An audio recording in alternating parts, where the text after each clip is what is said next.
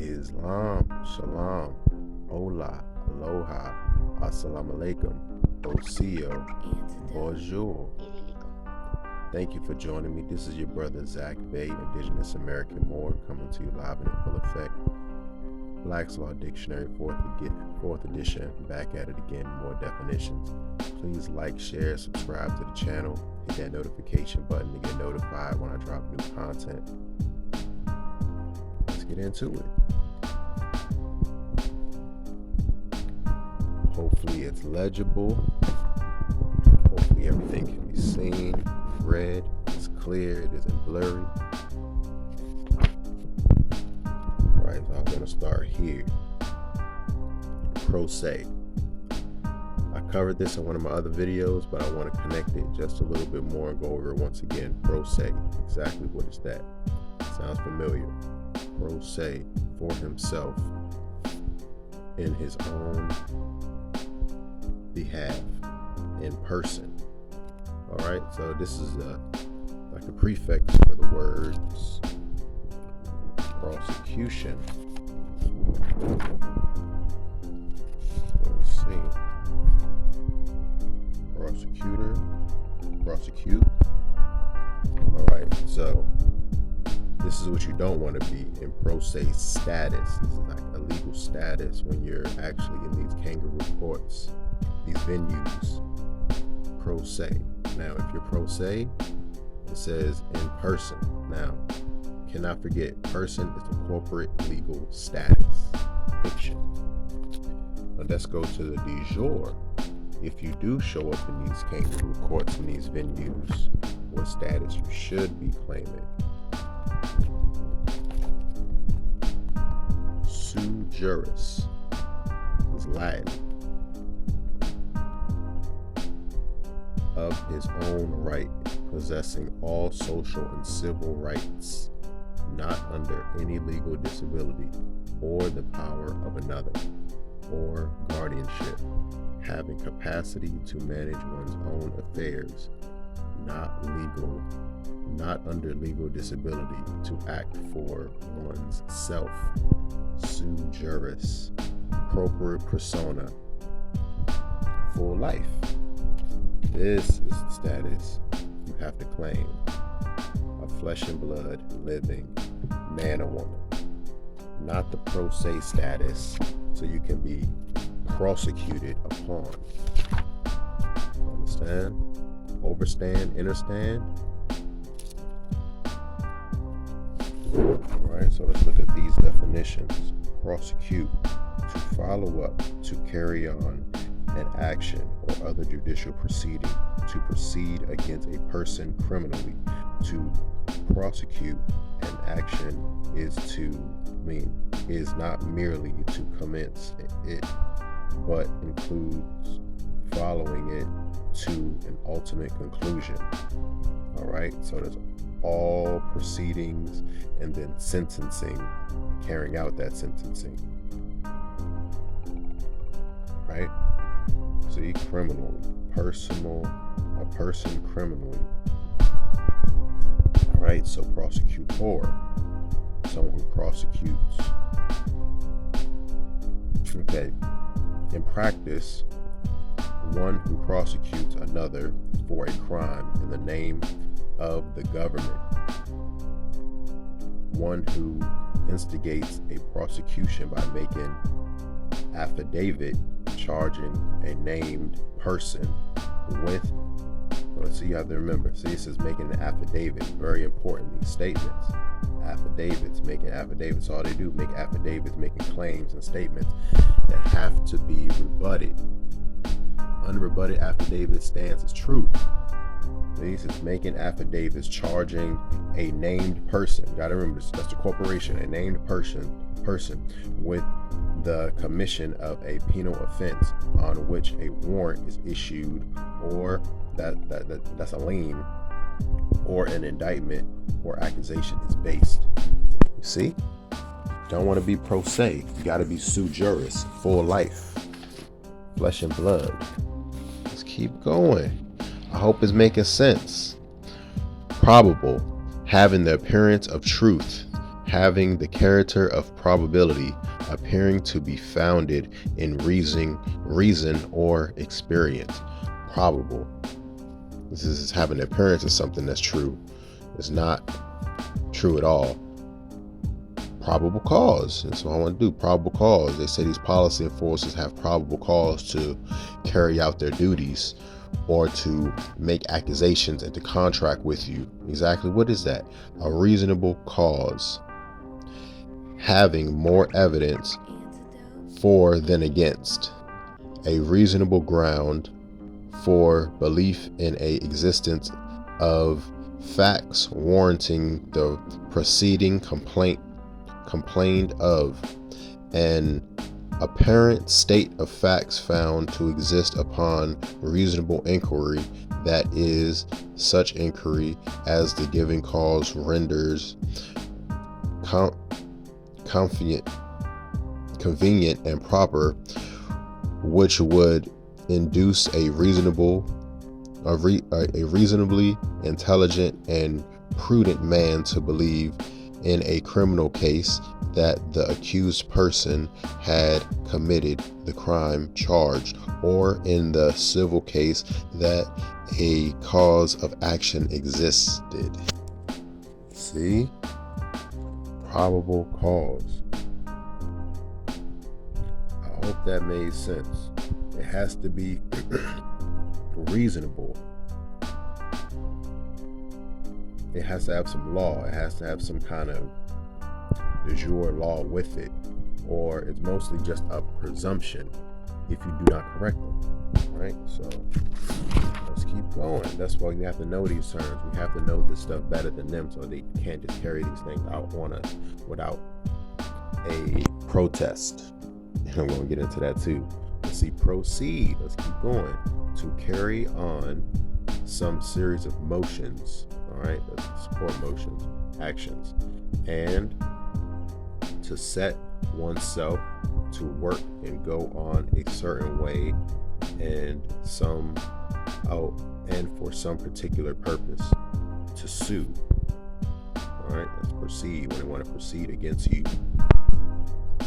If you're pro se, in the pro se status, proceeding in a general sense, a form and manner of conducting judicial business before the court. Judicial business, commerce, or judicial officer. Regular and orderly progress in form of law, including all possible steps in an action from its commencement to the execution of judgment. All right, now this part is important. Now we can use this against him when they're proceeding. It says including all possible steps. All right, now if you're in the proper status and you filed your paperwork before you show up in these venues making a special appearance, it says all possible steps. Now, if you challenge, if the jurisdiction of said venue was challenged, is challenged, then they cannot pass this. Don't forget, it has to be done through affidavit, writs, and judicial notices, common law. All right, this is stuff each and every one of us can do. You just have to do some studying. All right, in general, so it's all possible steps. Now, if you do these steps, they cannot skip it. They cannot bypass it. They cannot proceed.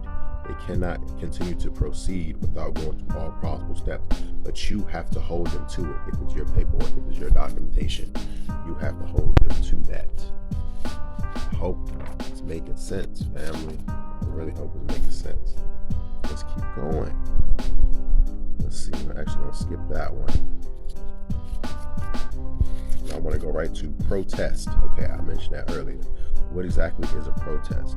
When it comes to a legal sense of the word, a formal declaration made by a person interested or concerned in some act about to be done or already performed. Hereby he expresses his dissent or disapproval.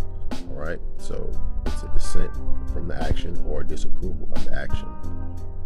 That's a protest. Whenever something is done against said name, that these agents want to elude is the actual flesh and blood living being. These corporate fictions, whenever they want to elude that something is taking place or you are that fiction, you can protest and correct them with affidavits of fact and of truth. Okay. The object of such a declaration is generally to save some right which would be lost to him. See, it says the general purpose of a protest or objection. When someone says in these court shows, when you hear someone say, "I object," that's a protest. That's a form of protest. Okay. The object of such a declaration in general is to save some right apologize. Let's see. In general, to save some right which would be lost to him if his implied asset could be made out, or to exonerate himself from some responsibility which would attach to him unless he expressly